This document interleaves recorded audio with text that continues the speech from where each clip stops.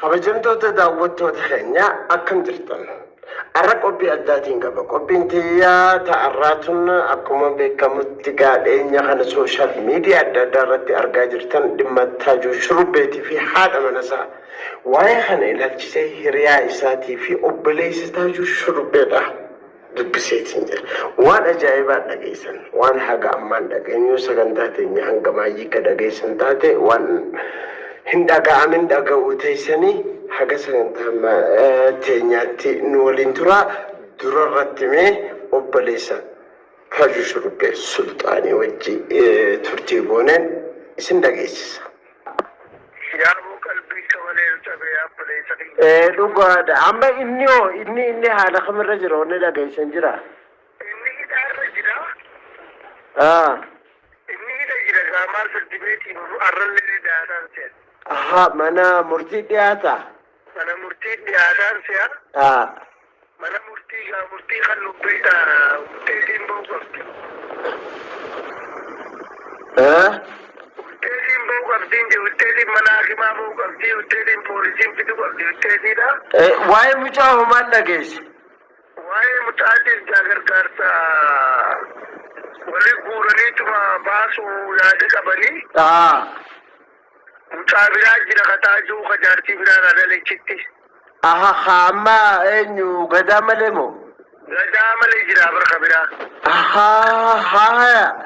Haadha mucaa saniitii bilbileetii yaaboo kuma taatan ta'a Oromoon sadarni gargaartii fuudhaatii waraqaatiin ergaa fi waraqaa dhalootaa baaseetiin ergaa fi baasaa jeerii wal dubbachaa jirra.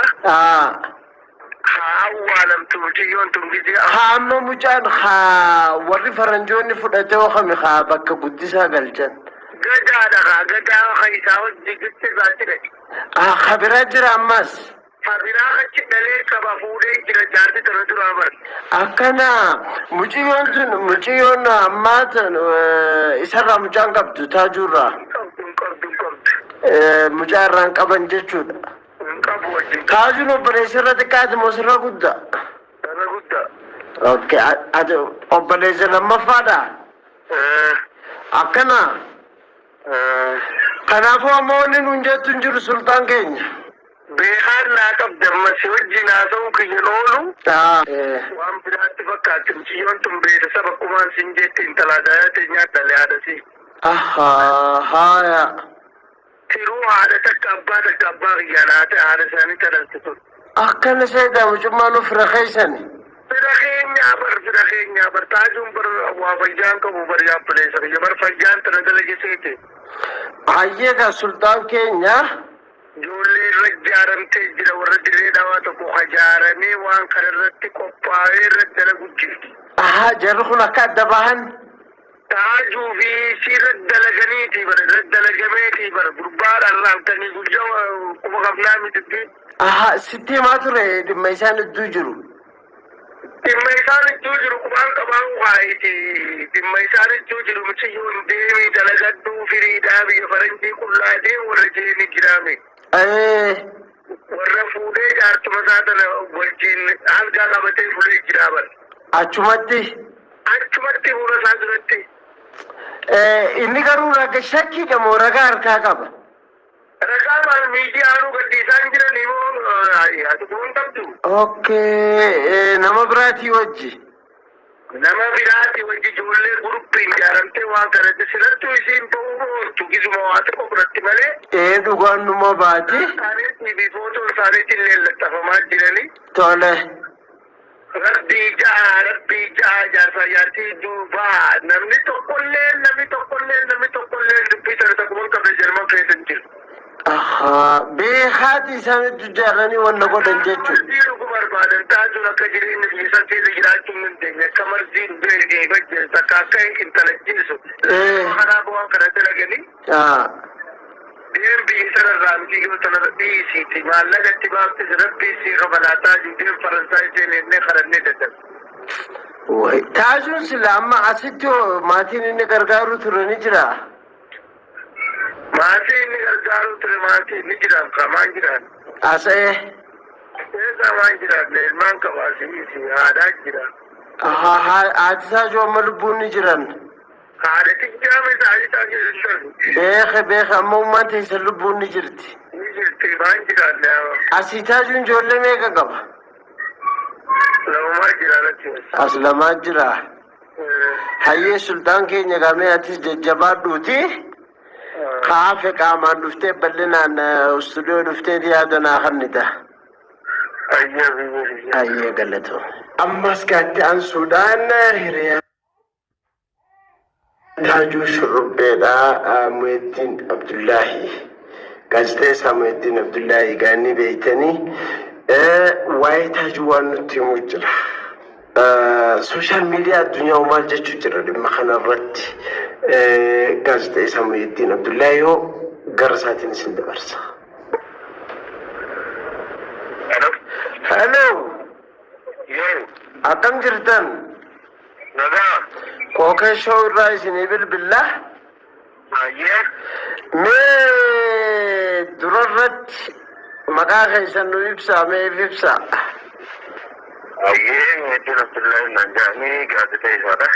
Gaazexeessaa Muhyiddin Abdullaahi. Mee atis illee hidhaarra turte bagaya nagayaan baate ennaa irra dhimmi sii dawwalleef dhimma taajuu shurrubbeeti. Taajuu shurrubbeeti wajjigaa walitti dhiyeenya cimaa akka qabdan ni beeka. Mee taajuu yeroo maayyiitiif yooma nagartan? Torbaan lama dura guyyaa kudhan akkana dura harkee ture. Guyyaa kudhan dura harkee asitti waan odeeffamaa ture takkaa jira ganda ummatti haadha manaa jajjabaa humnaan waan jettu takka dhageetti. Tole. Rakkoon akka jidduu jirtu egaa rakkoon sun furamaa akka turtee fi manguddoon jidduu seenteessita akka jirtu natti himee ture. Xiqqoo sagalee ta'e xiqqoo sagalee nu ol kaase. Rakkoon jidduu jirtu sun furamaa akka turtee fi manguddoon jidduu seenteessitu akka jirtu natti hime. Tole. Nageenya qabna amma nageenyi ni jidduu waan jettu bakka naa baasee ture. Siin jee ture. Mee waa'ee dhimma isaan lamaanii maal beeyta? Dhimma isaan lamaanii taajuun gaafa biyya keessa jiru akka gaarii wal beekna sanboota gaafiin bilmaa wal quba qabnaa. Bilbilaan gara yeroo asii baafa turraa eegalee wal quba qabna. Saattu waan karaa kana musiibaan seenjamaan akka taateen beeku malee taajuun hedduu nama jaalalaati. Jaartii hedduu fuudhullee hedduu jaalata. Wanti sababni inni itti fuudhuu abbaa hirummaa tanan qabu harmeen naafi ta'uu hin jarjaru. Ishee deemee fuudhuu turre laanfataaf yeroo hedduu. Tole maaltu kana keessa naqa jettee yaadda wanni sitti himee ni jira? Shakkiin jaamutuun gaaluma jira. Waan shakkii sana ni qaba dhiira biraatii wajjii akkana taatee naggaragaluu deemtee ani itti naffee baaseetiin naggaragalti waan jirutan ni kaasa. Yeroo asii baasee iddoo akkatti laffee natti himaa ture. Egaa achi eegallee hawaasa koomunitii achi jiru saniin ala bahee egaa isuma wajjin jireenya isaa isii kunuunsuu isii fedhinna isii guuturratti xiyyeeffateeti kan hawaasaan illee addanii ture. Waa bu'aa bahii hedduu keessa dabree ta'an sadarkaa sanirra ga'e jechuudha. Booda banaan isaan lamaan jidduu jirtu shakkii sanirraa kan ka'e namootaatu harka keessa naqate. Akkaan dhagaa jirutti gaa namoota gartee isaa wajji qunnamtii qabanii fi kana karaa wajjillee walii bilbilaa turre eeguma gocha sun raawwateeru. Isiinis namoota gartee manguddoo jetteen kan filattee turte warra akka Baqlaa Dirree Hanafaadha warra gartee uumamatti nama adda baasu malee namoonni itti fiduu hin beekne filatte. إنني فعلا سنيدي زي فعلا دورا فأمزا شرجا بالفاضلة جرساني قرأ ومنقطو يفيقو والإيطالة يفيقو درقمني ليزو لنجبتو جدو لسينا نجابتو Gareen kunis garee kana naatu injifata anaa sooshaal miidiyaa irratti fudhatama qaba anaatu fudhatama qabaachuu qaba jedhanii warreen wal dorgommii jiru jidduudha seenanii ganaan gidduu jirtu akka bifa saniin ballachaa dhuftee wanti kun uumame. Garuu wanni jiru qabatama wanni sitti hime jira ragaa harkadhe jee wanni inni dubbatu jira. Ragaa viidiyoo harkaa hin qaba jechaa ture gaafasu. Sanboodallee garuu ragaaleen viidiyoo namni waraabee ergaa fi ture akka jiru haalii isaa biratti simee ture. Jidduutti adda baanii turan isinis gara kaampii seentee bakka adda addaa jiraachaa turanii. Eeguma ragaan harka seeneen anjee sanboo ta'u jechuudha. Ragaan qabatamaan qaba eegan anjee boo ta'u. Jidduutti walitti deebi'an ammaas deebi'anii jechuudha. Guyyaa sodaacheessuudha. Guyyaan lama moo sadii hafuufu halkan laayivii waliin turanii. Adnaa Maamurfaajii Adii Isaarifaa bakka Jo'oon Baldaafaaji waliin turanii laayivii irratti nuti ilaalaa turre. Amma guyyaa lamaan boodaa sammaantu uumamee kan viidiyoo ragaan viidiyoo jiru kanaa dhimmicha poolisni waan harkaa qabu jecha hanga ammaatti walitti ba'een jiru garuu ragaan viidiyoo akka jedhu namatti biskilee himee ture. Haalli jiru kana fakkaata. Mee akka gaazexeessaa tokkootti amma miidiyaaleen maal jechaa jira waa'ee kanaa kalamada waa'ee mucaasaa gadaa. Maaltu tahamaa jira maaltu godhamuu qaba jettamee dura irratti miidiyaaleen maal jechaa jira nama waa'ee dhimma kana irratti.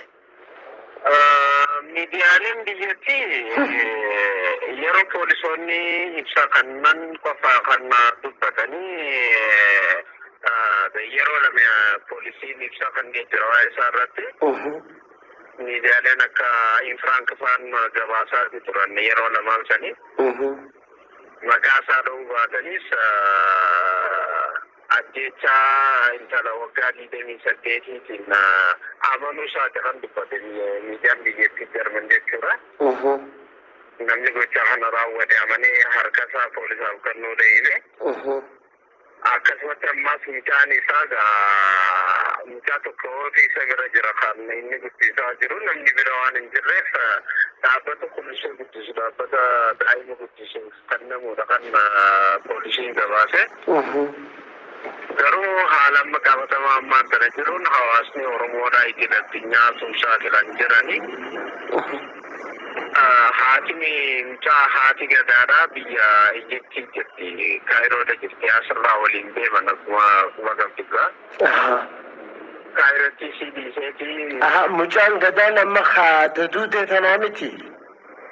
Haadha duutee jifaatee afurii eeguu walitti dhufanii wal fuudhan jechuudha. Isin nama biraatirraa biyyatti ilmoo biraa qabdi.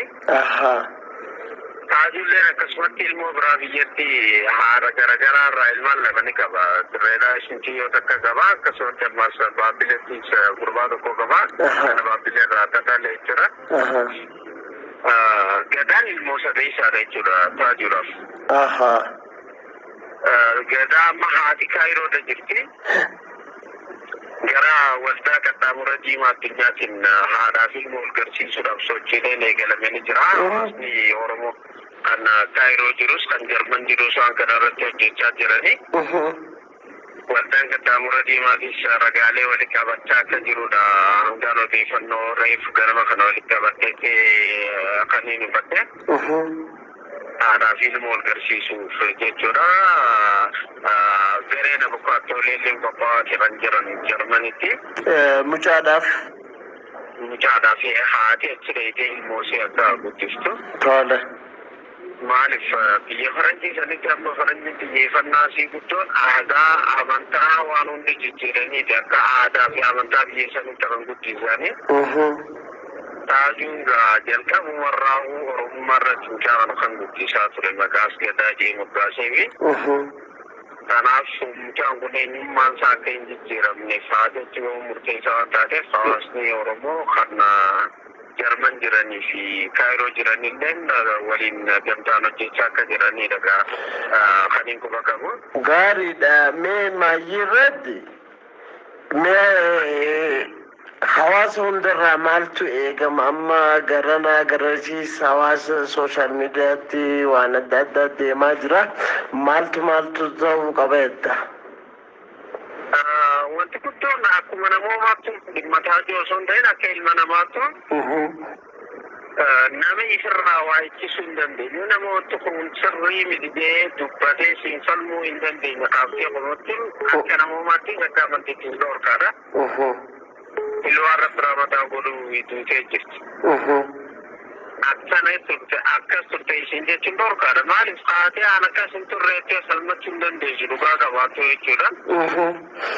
Taagii jirurri harka mootummaa jiraan akkasiin fidee as ga'ee sooshaal miidiyaa irratti dubbachuu hin danda'u. Waan isaan jidduu jiru rabbii tokkichaan beeka. Dhugaan jirtu wanti seerri harkaa qabu kan qulqulleeffatee fuulduree babaasuu inni jira.